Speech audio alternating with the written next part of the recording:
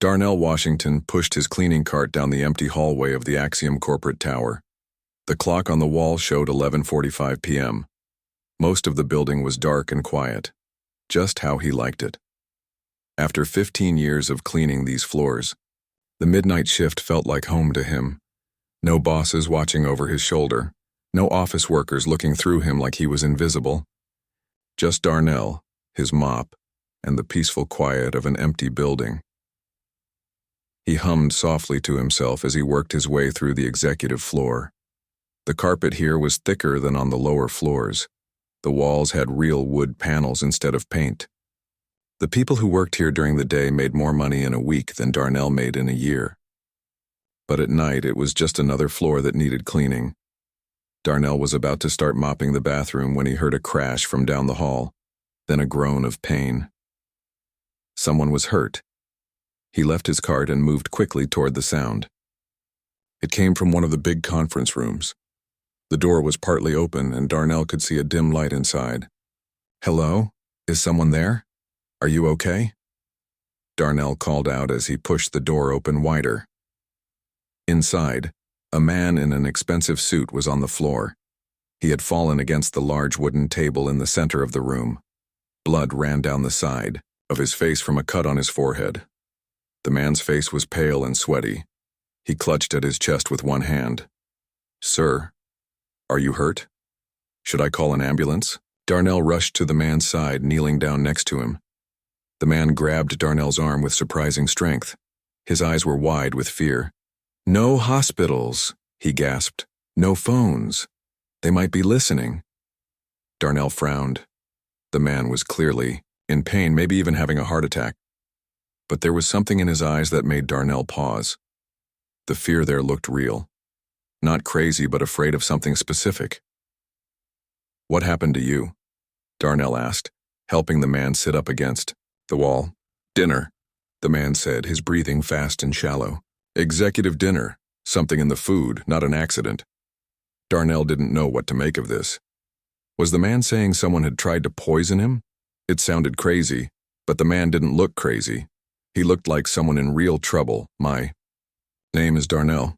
I'm the night janitor." "What's your name, sir?" The man swallowed hard. Frank Porter."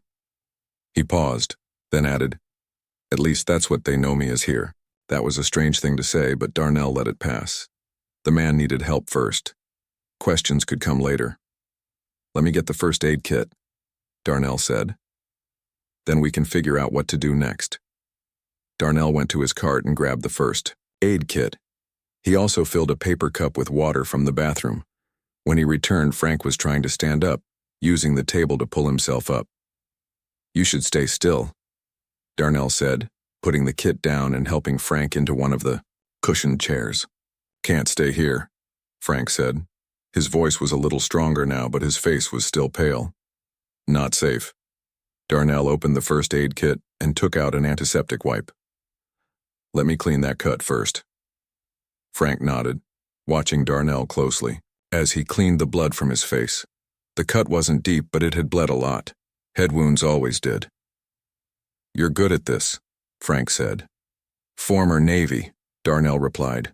"They teach everyone basic first aid." "Navy man," Frank said with a slight smile. "I should have guessed. You move like someone with training." Darnell put a bandage over the cut. "Drink some water. You look dehydrated." Frank took the cup with a shaky hand and drank slowly. "Thank you," he said.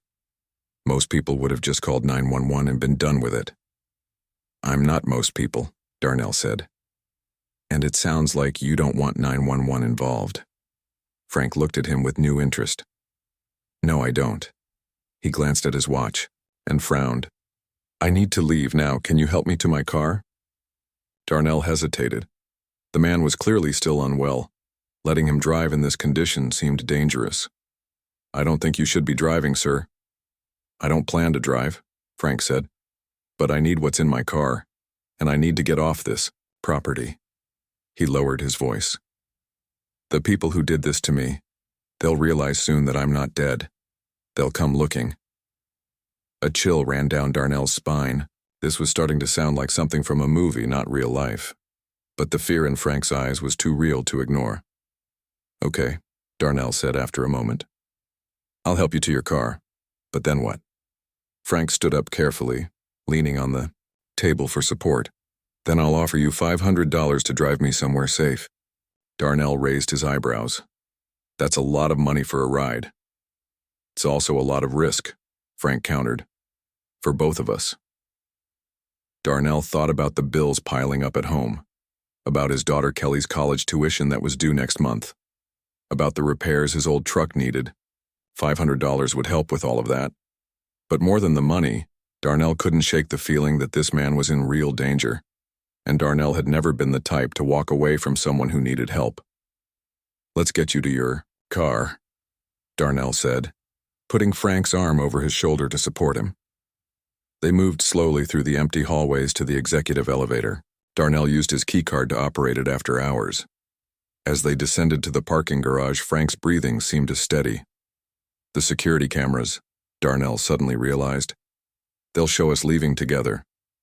Frank nodded grimly. "Yes, that's a problem. For both of us now." The elevator doors opened to the dimly lit parking garage. It was mostly empty at this hour. "Over there," Frank pointed to a black sedan parked in a corner spot. As they approached the car, Frank pulled out a key fob and pressed a button. The trunk popped open instead of the doors. "Help me," Frank said, moving to the trunk. Inside was a briefcase, a laptop bag, and what looked like a small medical kit. Frank grabbed the briefcase and medical kit. "Get in the driver's seat," he told, Darnell handing him the car keys. "I need to take something from this kit before we go." Darnell took the keys, feeling like he had passed some point of no return. As he slid into the driver's seat of the expensive car, he watched in the rearview mirror as Frank opened the medical kit and pulled out a pre-filled syringe. Without hesitation, Frank injected himself in the thigh, right through his suit pants. Within moments, his face regained some color. Frank got into the passenger seat and closed the door. "That should counteract the worst of it," he said, his voice noticeably stronger. "Now drive. I'll direct you." As Darnell started the car and pulled out of the parking space, he wondered what he had gotten himself into, but something told him that helping this man was the right thing to do. What Darnell didn't know was how much this chance meeting would change his life. Or that Frank Porter wasn't this man's real name, or that both their lives were now in serious danger. "Turn left out of the garage," Frank said, "and then just drive normal. Don't speed. Don't attract attention." Darnell nodded and followed the directions. As they pulled onto the empty street, he had no idea that his simple job as a janitor had just become much more complicated and much more dangerous. Darnell drove the black sedan through the empty city streets. The digital clock on the dashboard showed 12:30 a.m. Frank Porter sat in the passenger seat, looking better than he had in the conference room, but still not well. "Take the next right," Frank said, his voice low. Then the second left. "We're going to an apartment building in the east side." Darnell followed the directions. His hands were steady on the wheel, but his mind raced. The normal world of mop buckets and trash cans felt very far away now. "You said someone tried to poison you," Darnell said. "Who, and why?" Frank looked out the window, watching the dark buildings pass by. "It's a long story, and knowing it puts you in danger."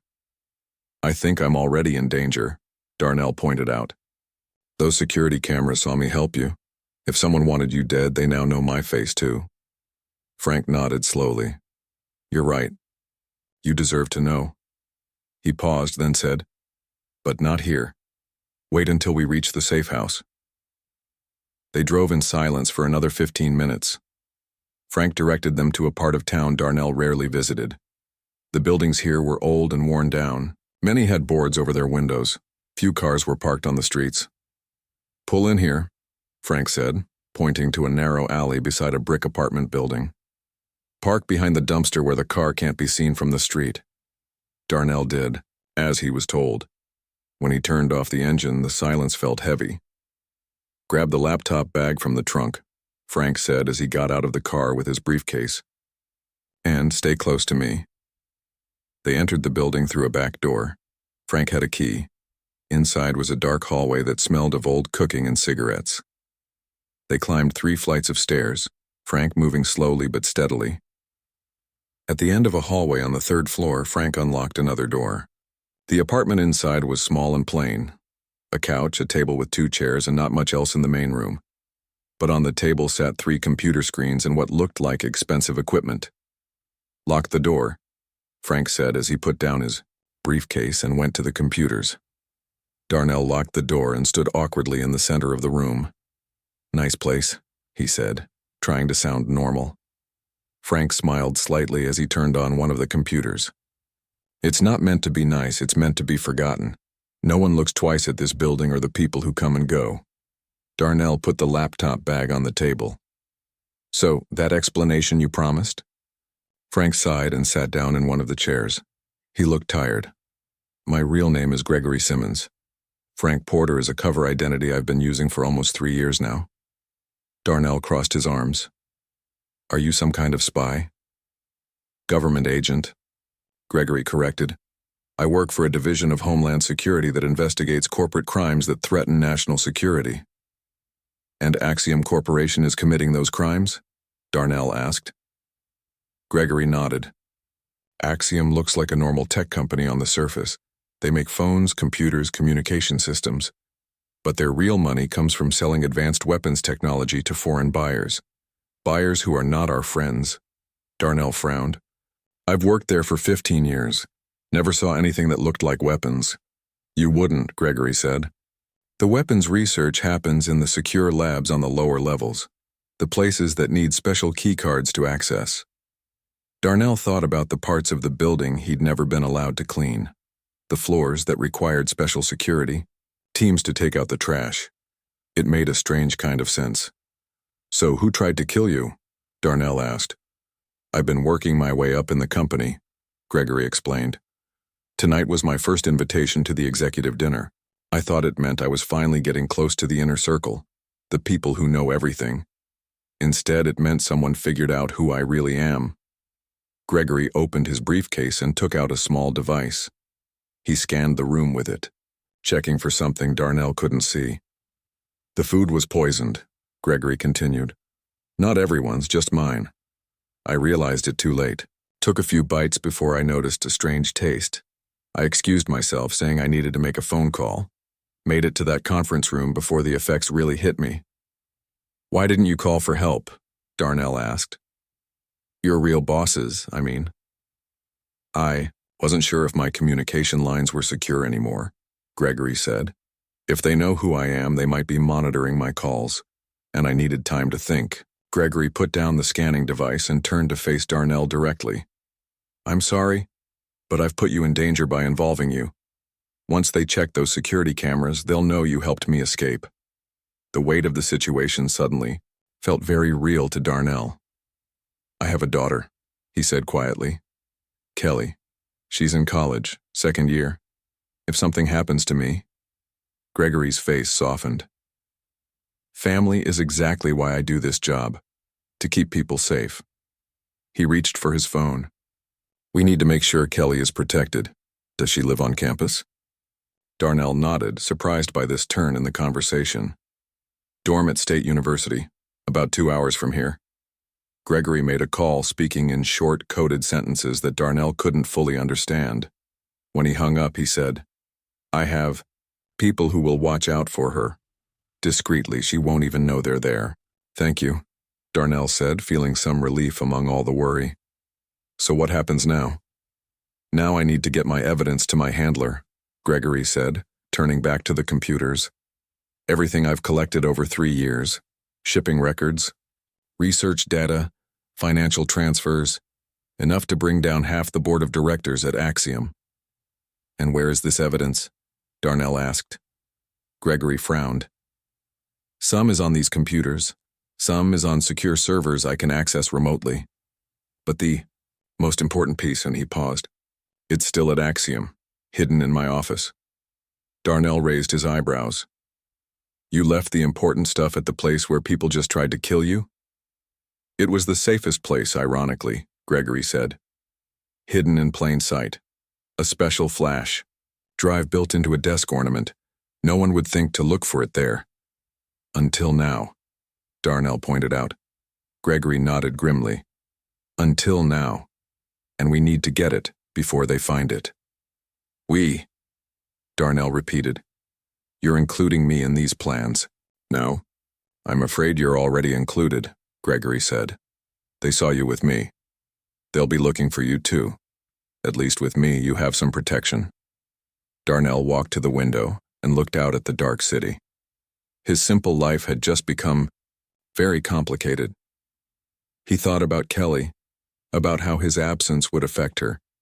He was all she had since her mother died 6 years ago. I need to call her, Darnell said, to warn her. Gregory shook his head.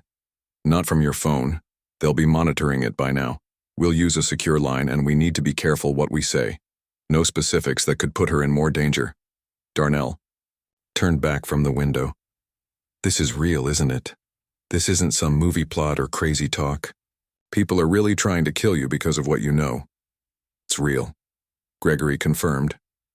And now they'll be after both of us. Darnell took a deep breath. Then I guess we better figure out how to get that flash drive. What Darnell didn't say was that he had his own secrets. Secrets about who he really was and why he had been working as a janitor at Axiom for 15 years. Secrets that might just help them survive what was coming. The first light of dawn crept through the apartment window. Gregory sat at the computer typing quickly. His color had returned, though dark circles remained under his eyes. Darnell watched from the small kitchen area where he had made coffee, with the few supplies in the cupboards. Your daughter is safe, Gregory said without looking up from the screen. My people confirmed she's in her dorm room with her roommate. They'll keep watch without her knowing. Darnell nodded, relief washing over him. Thank you. Gregory finished what he was doing and turned in his chair. We need to talk about how to get back into Axiom. Security will be tight after what happened. Darnell brought 2 cups of coffee to the table and sat down. Before we get to that, there's something you should know about me. Gregory raised an eyebrow. What's that? Darnell took a deep breath. You never asked why I wasn't more scared by all this, or how I knew to check your pulse and help you the way I did. I figured you were just good under pressure, Gregory said, and you mentioned Navy training. Yes, I was in the Navy, Darnell confirmed, but not just as a regular sailor. I served in naval intelligence for 10 years. Gregory's eyes widened slightly. Your intelligence? Darnell nodded. Was. Got out 15 years ago, or at least that's what most people think. Gregory leaned forward. Are you saying you're still active? Not exactly, Darnell explained. After a mission went bad in the South China Sea, the Navy gave me a new identity. The janitor job at Axiom wasn't random. I was placed there to watch certain people. Gregory shook his head in disbelief. All this time, we've been working in the same building, both undercover, and never knew about each other. Different agencies, different targets, Darnell said. I was watching for foreign agents trying to steal tech. Small-scale stuff compared to what you described. This changes things, Gregory said, excitement in his voice despite his exhaustion. With your background, you're not just some civilian I dragged into danger, you're trained. I'm rusty, Darnell admitted. But I remember the basics. Gregory stood up and paced the small room. Do you have a handler? Someone we can contact? Yes. We check in every 2 weeks. Next contact isn't scheduled for 10 days, but there's an emergency protocol. Use it, Gregory said. We need all the help we can get. Darnell nodded and moved to the window, looking carefully through the blinds. At the street below, the neighborhood was starting to wake up. A few people walked to bus stops or early jobs. First, we need a secure phone, Darnell said. Got one? Gregory went to a drawer and pulled out a basic phone. Burner. Untraceable. Darnell took the phone and dialed a number from memory. He spoke briefly, using coded phrases that made little sense to someone listening casually. When he hung up, he turned to Gregory. They're sending someone. 2 hours. Gregory nodded. Good. While we wait, let's figure out our plan for getting that flash drive. They spent the next hour going over the layout of Axiom Tower. Darnell knew The building better than anyone after 15 years of cleaning every floor. He described the security systems, the guard rotations, and the hidden maintenance paths that few people knew about. There's a service elevator that's not on the main building plans, Darnell explained, drawing a rough map on a piece of paper. It goes from the sub-basement all the way to the roof. Maintenance uses it to move equipment without disturbing the office workers. And your keycard works on it? Gregory asked. Yes, janitors need access everywhere. Gregory smiled for the first time since they'd met. That's our way in, then. A knock at the door interrupted them. 3 short raps, then 2 more. Darnell moved to the side of the door, hand reaching for a knife he'd taken from the kitchen. Gregory pulled a small gun from under the table.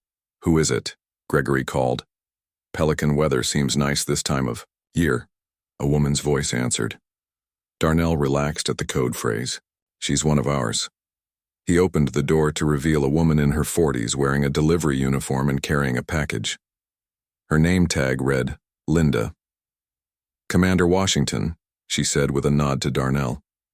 It's been a while. Analyst Croft, Darnell replied. Thanks for coming quickly. Linda stepped inside and closed the door. She looked at Gregory with narrow eyes. Homeland Security, I presume? Gregory seemed surprised. How did you know?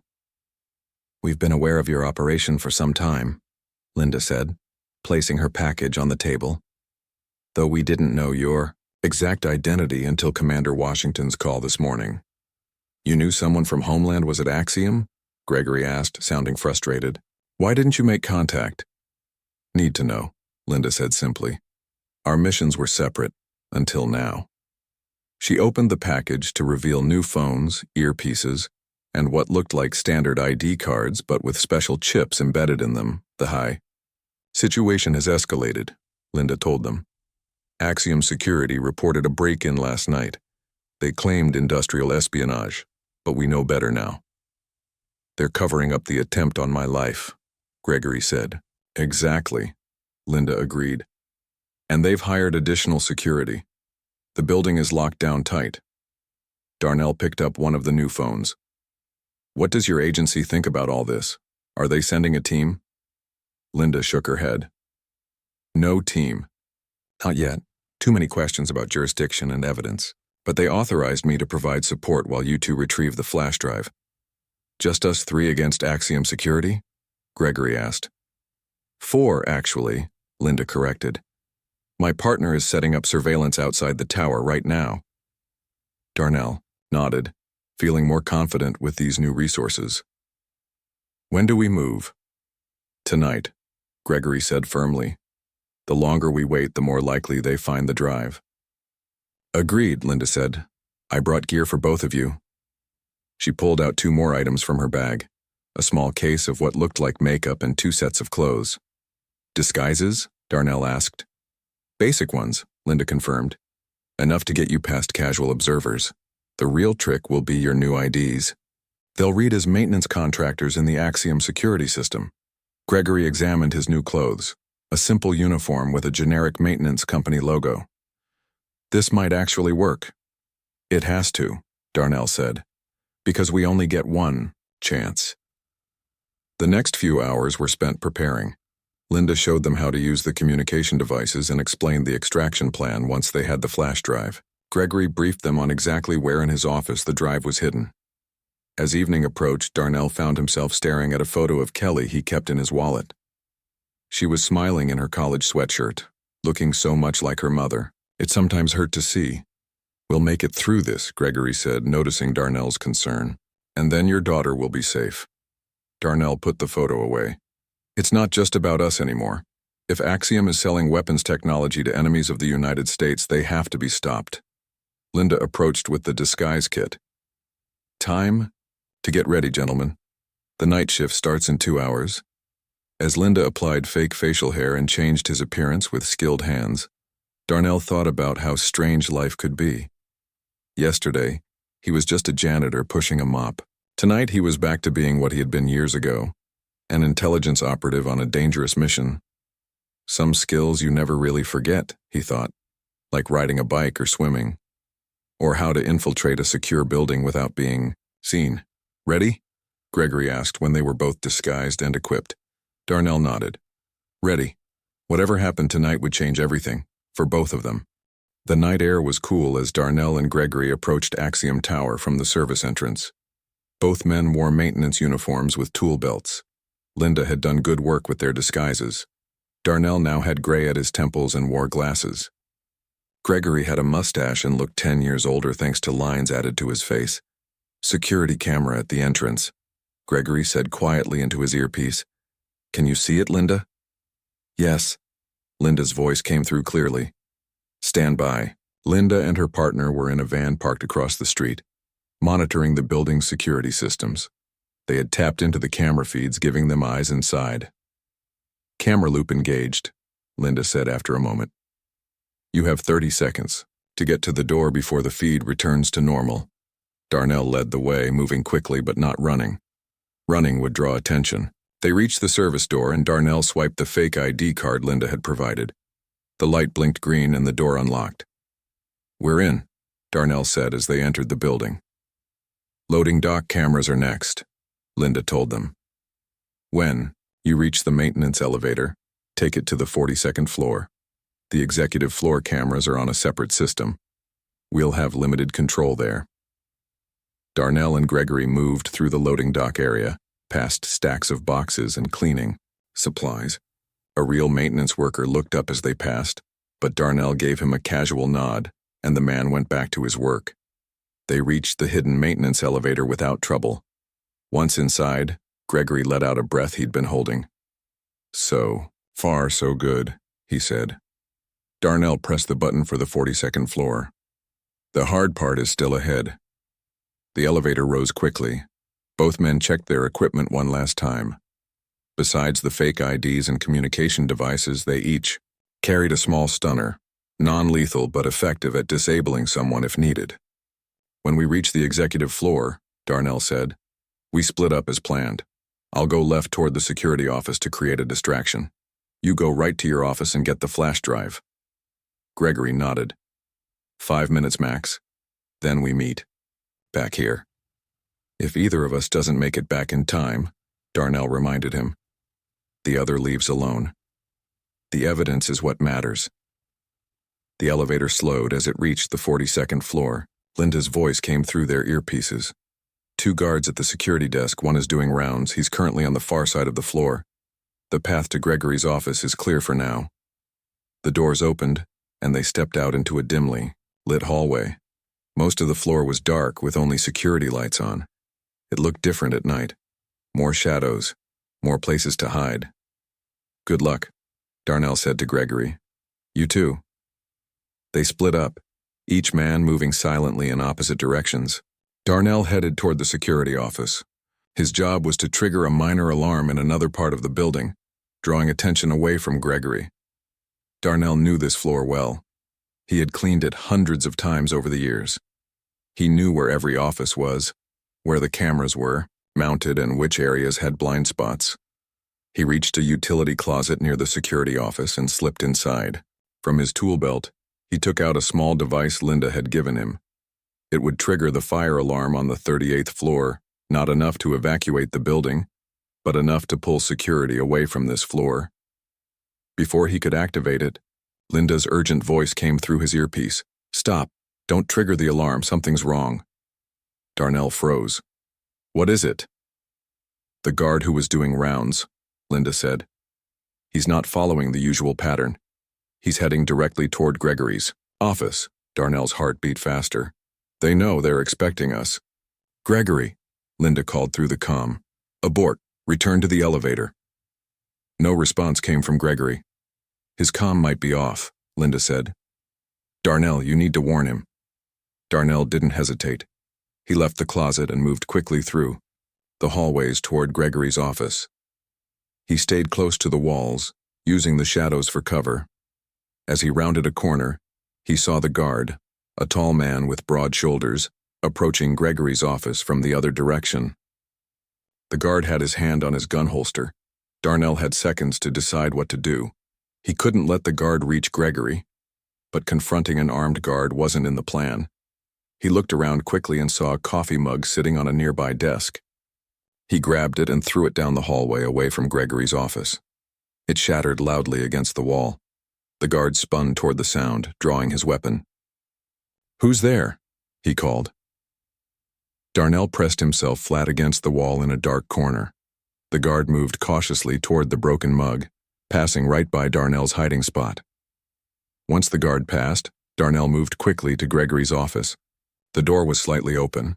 He slipped inside and found Gregory at his desk, carefully prying open a small crystal paperweight. "We need to go," Darnell whispered urgently. "They know we're here." Gregory looked up in surprise. "Almost got it," he said, continuing to work on the paperweight. A moment later, something clicked, and a small compartment opened in the base. Gregory removed a tiny flash drive. "Got it," he said, slipping it into his pocket. Just then, the office door swung fully open. A man in an expensive suit stood there, flanked by 2 security guards. The man was in his 50s with gray hair and cold eyes. Darnell recognized him immediately. Harold Bennett, the chief security officer of Axiom. "Agent Simmons," Bennett said with a thin smile. "And Darnell Washington. How nice of you both to visit at this late hour." Darnell and Gregory stood frozen. The guards had guns pointed at them. "I have to admit," Bennett continued, "I'm impressed you survived the poison, Simmons. That particular blend has been quite effective in the past." "How did you know we'd come back?" Gregory asked, stalling for time as he tried to think of a way out. Bennett laughed. "Because that's what good agents do. They don't leave evidence behind." He stepped further into the room. "The real question is how you knew about the weapons technology in the first place." "We've been very careful." "Not careful enough," Gregory said. Bennett's smile faded. "Perhaps, but it doesn't matter now. No one will ever see what's on that drive." Darnell caught Gregory's eye and gave a tiny nod. They had trained for situations like this in their respective agencies. Without warning, both men dropped to the floor as Linda cut the lights from her remote access. In the sudden darkness, Darnell rolled to the side, avoiding the confused guards. He heard Bennett shouting and the sound of a gun firing into the ceiling. "Gregory, go!" Darnell called, pulling the stunner from his belt. He fired it at the nearest guard, who dropped with a grunt. Gregory scrambled toward the door. The second guard tried to block him, but Gregory tackled him low, sending them both crashing into the hallway. Darnell turned to face Bennett, who had pulled out his own gun. "You're more than just a janitor, aren't you, Washington?" Bennett said, trying to make out Darnell's shape in the darkness. "And you're more than just a security chief," Darnell replied, circling slowly. In the hallway, Gregory had overpowered the guard and was running toward the maintenance elevator. The lights flickered back on suddenly. Bennett aimed his gun at Darnell. "It's over. Tell me where your partner is going." Darnell smiled. "You're right about one thing. It is over. Just not the way you think." Bennett kept his gun pointed at Darnell's chest. His finger rested on the trigger, ready to fire. Darnell stood very still, watching Bennett's eyes. In his ear, he could hear Linda and Gregory talking. "East stairwell is clear," Linda was saying. "Get to the 23rd floor, then take the regular elevator to the lobby. Our team will meet you there." Darnell needed to keep Bennett distracted to give Gregory time to escape with the flash drive. That drive was the key to bringing down Axiom's illegal weapons operation. "You won't shoot me?" Darnell said calmly to Bennett. "Too many questions if a janitor turns up dead." Bennett smiled coldly. "Janitors have accidents all the time. Cleaning chemicals, falls from high places. No one asks too many questions." "They do when the janitor is also a naval intelligence officer," Darnell replied. Bennett's eyes widened slightly. "So I was right. You're not just maintenance staff." "Just like you're not just a security chief," Darnell said, taking a small step to the side. "You're the one running the weapons sales, aren't you? Not the CEO or the board. It's you." Bennett followed Darnell's movement with his gun. "Smart man. The board thinks they're selling communication systems. They don't realize the extra features I've added to the technology. Remote access," Darnell guessed. "Backdoors into every system Axiom sells." "Exactly," Bennett said, looking almost proud. Governments around the world pay millions for our secure communication systems, and they never know that we can listen to everything, control everything whenever we want. Darnell took another small step, drawing Bennett's attention away from the door. Who's the buyer? China? Russia? Anyone who pays, Bennett said. I'm not political. I'm a businessman. Darnell heard Linda in his ear again. Gregory is on the 23rd floor, 2 minutes to extraction. He needed to stall a little longer. There's something else, Darnell said to Bennett. Something on that flash drive that scared you enough to try to kill an agent. What is it? Bennett's face hardened. You ask too many questions. It's what I was trained to do, Darnell replied. In the hallway, the guard Gregory had tackled was starting to get up. Bennett noticed and called to him. Check the elevators and stairs. Find the other one. While Bennett was momentarily distracted, Darnell moved. He kicked a chair toward Bennett, then dove behind the desk as Bennett fired. The bullet hit the wall where Darnell had been standing. Darnell rolled across the floor and came up with a heavy metal paperweight in his hand. He threw it hard, hitting Bennett's arm. The gun fell to the floor. Bennett rushed at Darnell with surprising speed for his age. They crashed into a bookshelf, sending books and decorations crashing down around them. Bennett was strong, but Darnell had years of training. He blocked Bennett's punches and landed several of his own. Gregory is in the lobby, Linda reported, in Darnell's ear. 30 seconds to extraction. Bennett grabbed a letter opener from the fallen desk items and slashed at Darnell. The sharp edge caught Darnell's arm, cutting through his uniform and drawing blood. Darnell hissed in pain but managed to grab Bennett's wrist. They struggled for control of the makeshift weapon. You have no idea what you're involved in, Bennett growled. This is bigger than weapons sales. Much bigger. Darnell twisted Bennett's arm, forcing him to drop the letter opener. Then tell me. Before Bennett could answer, the building's lights flickered. Not just once, but repeatedly. A strange vibration ran through the floor beneath them. Bennett laughed, a sound with no humor in it. Too late. It's starting. What's starting?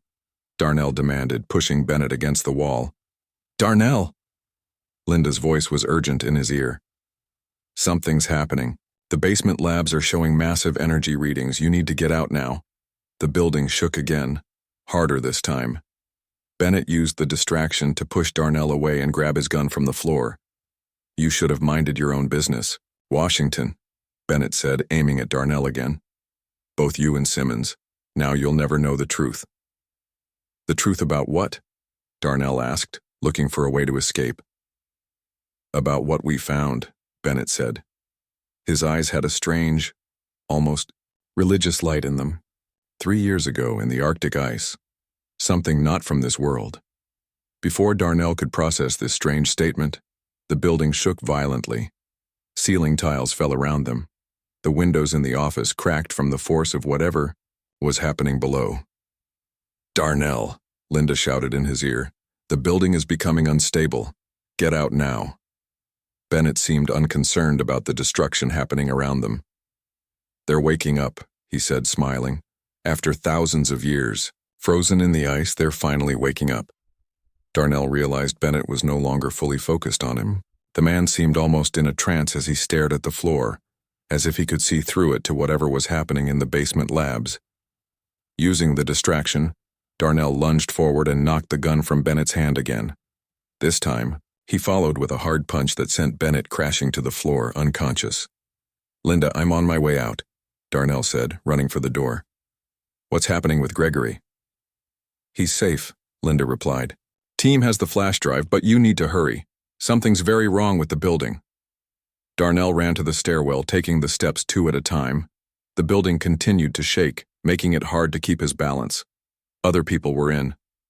The stairs now too, night shift workers and security staff evacuating. As Darnell reached the 20th floor, a massive boom echoed from below. The stairwell filled with dust and smoke. People screamed and pushed harder to get out. Linda, Darnell called into his comm. What was that? The lab level just exploded, Linda said, her voice shaking slightly. There's something coming, out of the building, Darnell. Something I can't explain. Darnell kept moving, helping others when they fell on the stairs. Whatever was happening, he needed to get everyone out safely. When he finally reached the lobby, it was chaos. Emergency lights flashed and security was trying to direct people to the exits. Through the glass front doors, Darnell could see police cars and fire trucks arriving. A hand grabbed his arm. It was Gregory who had come back for him. "We need to go," Gregory said, pulling Darnell toward a side exit. "Linda's waiting with the van." They pushed through the crowd and out into the night air. The van was there, engine running. Once they were inside, Linda sped away from the building. "The flash drive," Darnell asked. "Is it safe?" Gregory patted his pocket. "Yes. And it contains more than weapons sales data. It has files about something Axiom found in the Arctic, something they called the Visitors." The three of them looked back at Axiom Tower through the van's rear window. A strange blue-green light was now visible coming from the lower floors. As they watched, the light grew brighter, shooting up through the center of the building. "What did Bennett mean?" Darnell asked quietly. "About something not from this world?" Gregory's face was grim in the dim light of the van. "I think we're about to find out." Above the city, the night sky began to change. Lights appeared. Not stars or planes, but something else, something moving with purpose. Their mission had succeeded. They had the evidence they needed to expose Axiom. But they had also uncovered something much bigger than illegal weapons sales. Linda drove them to a secure location. Darnell thought about his daughter Kelly, about the world she would inherit. He had started this mission as a janitor helping an injured businessman. Now he was part of something that might change human history forever. Whatever was coming, Darnell knew one thing for certain. He would face it head on, just as he had faced everything else in his life. Because that's who he was, beneath the janitor's uniform and the years of hiding. A man who stood his ground when it mattered most.